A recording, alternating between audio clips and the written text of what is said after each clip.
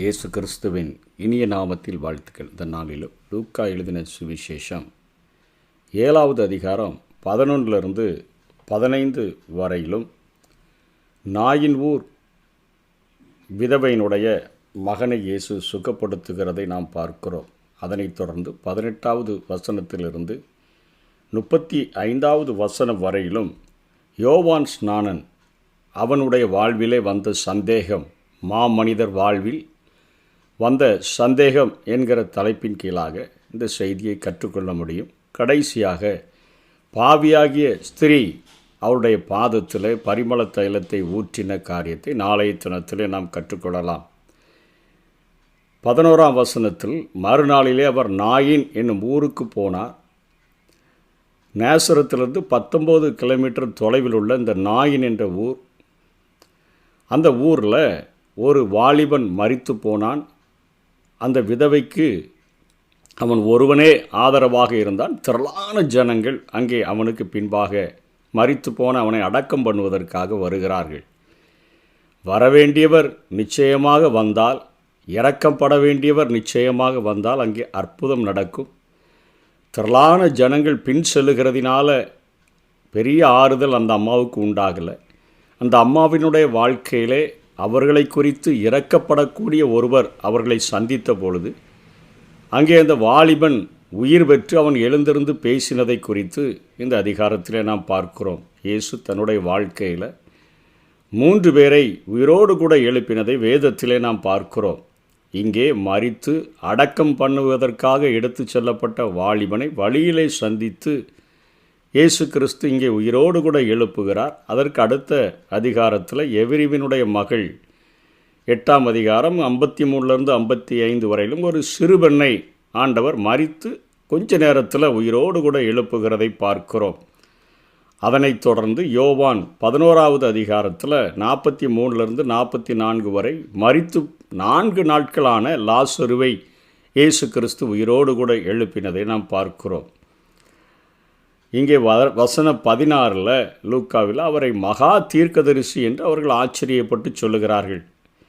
அவர் தீர்க்கதரிசியை விட மேலானவர் என்று அவர்களால் புரிந்து கொள்ள முடியவில்லை. ஏனென்று மகா தீர்க்கதரிசி என்று ஏன் சொன்னார்கள் என்றால், அவர்களுக்கு எலியாவினுடைய அற்புதம் தெரியும், எலிசாவினுடைய அற்புதம் தெரியும். 2 பேருமே அவர்கள் மரணமடைந்தவர்களை உயிரோடு கூட எழுப்பியிருக்கிறபடினால் அப்படிப்பட்ட மகா பெரிய தீர்க்கதரிசிகளில் இவர் ஒருவர் என்று சொல்லித்தான் அவர்கள் அழைத்தார்களே ஒழிய அவரை மேசியா என்று சொல்லி அவர்கள் அங்கே அழைக்கவில்லை. இதனை பார்த்து கொண்டிருந்த யோவானுடைய சீஷர்கள் அதை யோவான் ஸ்நானனிடத்தில் அறிவிக்கிறார்கள். அப்படி அறிவிக்கும் பொழுது இயேசுவே யோவானை குறித்து சாட்சி சொல்லுகிறார். ஸ்திரீயினிடத்தில் பிறந்தவர்களில் பெரியவன் அந்த யோவான் ஸ்நானனைப் போல ஒருவன் எழும்பினதில்லை என்று பாராட்டுகிறார். வேதத்தினுடைய ஒவ்வொரு புள்ளியையும் எண்ணி கற்றிருந்த வேத பண்டிதர்களுக்கு முன்பாக நின்று கொண்டு பேசுகிறார். இதோ உலகத்தின் பாவத்தை சுமந்து தீர்க்கிற தேவாட்டுக்குட்டி என்று இயேசுவை அறிமுகப்படுத்துகிறார்.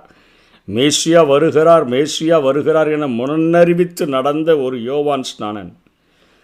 பிதாவினிடத்திலிருந்து ஆவியானவர் இறங்கி இயேசு கிறிஸ்துவின் மேல் தங்குகிறதை அடையாளமாக கண்டவர் இப்பொழுது கேட்கிறார், வேறொருவர் வர காத்திருக்க வேண்டுமா? எந்த குறையும் கண்டுபிடிக்க முடியாத தேவ சித்தத்திற்கு தம்மை முற்றும் ஒப்பு கொடுத்தவர் வாழ்வில் இந்த சந்தேகம் என்கிற ஒரு கருப்பு புள்ளி விழ துடிக்கிறதை நாம் பார்க்கிறோம். இயேசுவும் நேரடியாக சொல்லாமல் மறைமுகமாக கடிந்து பேசுகிறதை நாம் பார்க்க முடியும். இதற்கு காரணம் மேசியா பற்றி அவர் கொண்டிருந்த அந்த முன் தீர்மானம். மேசியா வந்தவுடனே அங்கே ரோமர்களிடத்திலிருந்து விடுதலை செய்து யூதர்களுக்கு ராஜ்யத்தை பிரித்து கொடுத்து அந்த அரசை நிறுவி விடுவார் என எதிர்பார்த்திருந்தார். எல்லாரும் காத்திருந்தது போல முதல் வருகையும் 2வது வருகையும் இவரும் குழப்பிக்கொண்டு இந்த காரியத்தை அவர் எதிர்பார்க்கிறார். காத்து காத்து சலித்த போது தன் சிறை கூண்டை கூட ஏன் கிழிக்கவில்லை என சந்தேகம் அவருடைய வாழ்க்கையிலே வந்துவிட்டது.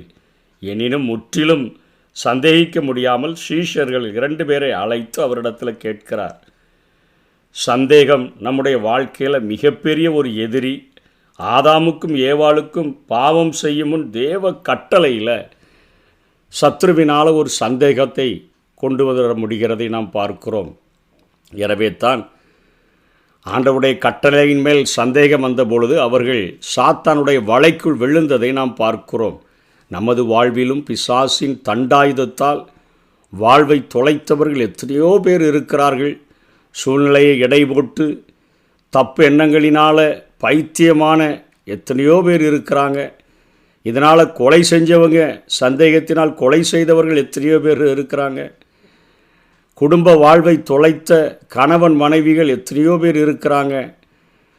உலகத்தில் கேள்விப்பட்ட முன் அனுபவங்களை மட்டும் மனதில் வைத்து சதா சந்தேகங்களினாலே செத்து வாழ்கின்றவர்கள் இன்றைக்கு எத்தனையோ பேர் காணப்படுகிறார்கள். நம்முடைய ஆண்டவரால் எல்லா சூழ்நிலைகளிலும் கிரியை செய்ய முடியும் என்பதை பற்றி எத்தனை காரியங்கள் திருஷ்டாந்தங்களாக வேதத்தில் எழுதப்பட்டு நம்முடைய கைகளிலே கொடுக்கப்பட்டிருக்கின்றன. சந்தேகத்தின் வேர்களை வேதத்தின் வெளிச்சத்தில் நாம் அகற்ற வேண்டும். அப்பொழுது நம்முடைய வாழ்க்கையில் ஆண்டவர் முற்றிலுமாக கிரியை செய்ய முடியும்.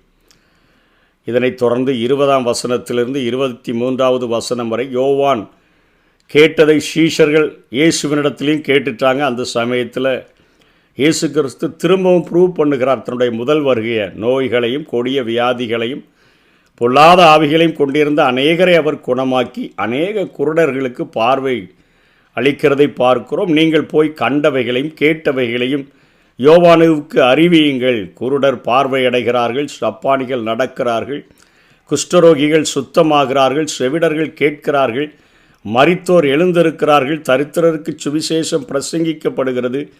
என்னிடத்தில் இடரடையாதிருக்கிறவன் எவனோ அவன் பாக்கியவான் என்றார் இயேசு கிறிஸ்து. யோவானுடைய சீஷர்கள் மத்தியிலையும் வைத்து இத்தனை அற்புதங்களை செய்ததை நீங்கள் பார்க்கிறீங்களா? ஒரு இடத்துல போய் சொல்லுங்கள் என்று சொல்லுகிறதை பார்க்கிறோம். அதனைத் தொடர்ந்து மத்தேயு எழுதாத ஒரு காரியத்தை இங்கே லூக்கா எழுதுகிறார். யோவானுடைய உபதேசத்தை கேட்ட 29-30 வசனத்தில் ஆயக்காரர் முதலான சகல ஜனங்களும் அவனாலே ஞானஸ்நானம் பெற்று தேவன் நீதிபரர் என்று அறிக்கையிட்டார்கள்.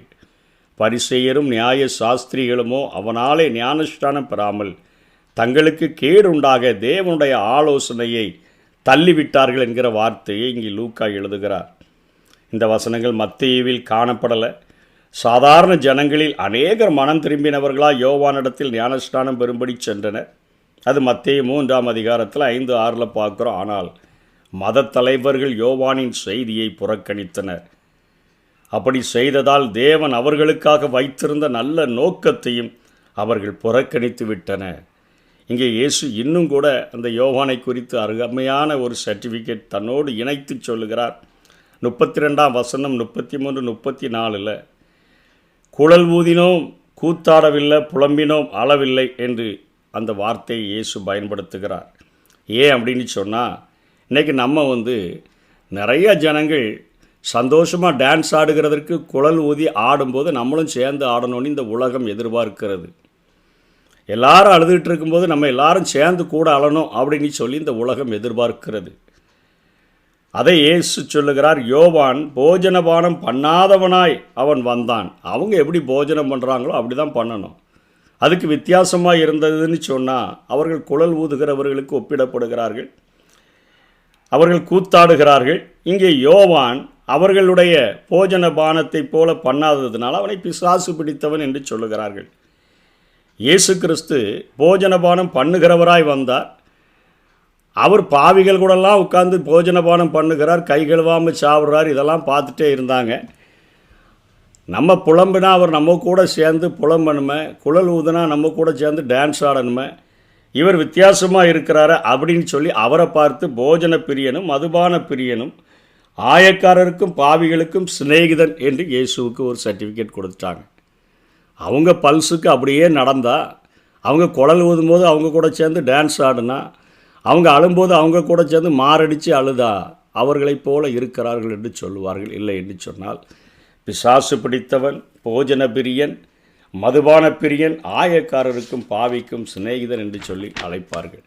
யோவான் இத்தனை விசேஷித்தவனாய் தன்னை போல மக்களுடைய வாழ்க்கையில் பரிசுத்தத்தை ஒரு கடுகளவு கூட இறங்கி அவன் கிரியை செய்யாதவனாக, ஏரோதே தவறு செய்திருந்தாலும் அங்கே ஏரோதியாலையும் எச்சரிக்கிற துணிச்சல் உடையவனாக இருந்த போதிலும் அந்த மாபெரும் மனிதனுடைய வாழ்வில் வந்த சந்தேக புள்ளி அங்கே இயேசு கிறிஸ்து கடிந்து அவனுக்கு ஆலோசனை சொல்லுகிறதை பார்க்கிறோம். நம்முடைய வாழ்க்கையிலும் சந்தேகம் என்கிற பிசாசினுடைய ஆயுதமாகி அந்த தண்டாயுதத்திற்கு நாம் இடம் கொடுத்து வாழ்க்கையை தொலைத்து விடாதபடி தேவன் செய்திருக்கிற எத்தனையோ ஆயிரமான அற்புதங்கள் நம்முடைய கரங்களில் கொடுக்கப்பட்டிருக்கிற வேதத்தில் காணப்படுகிறபடியினாலே அதை விசுவாசித்து ஆண்டவருக்கென்று நம்முடைய வாழ்க்கையை அர்ப்பணிப்போம். கர்த்தர் தாமே நம்மை ஆசீர்வதிப்பாராக. ஆமே. விசுவாசத்தினால் நீதிமான் பிழைப்பான், விசுவாசியே பதறாதே. விசுவாசத்தினால் நீதிமான் பிழைப்பான், விசுவாசியே பதறாதே. கலங்காதே திகையாதே விசுவாசியே, கலங்காதே திகையாதே விசுவாசியே. கல்வாரி நாயகன் கைவிடாரே, கல்வாரி நாயகன் கைவிடாரே.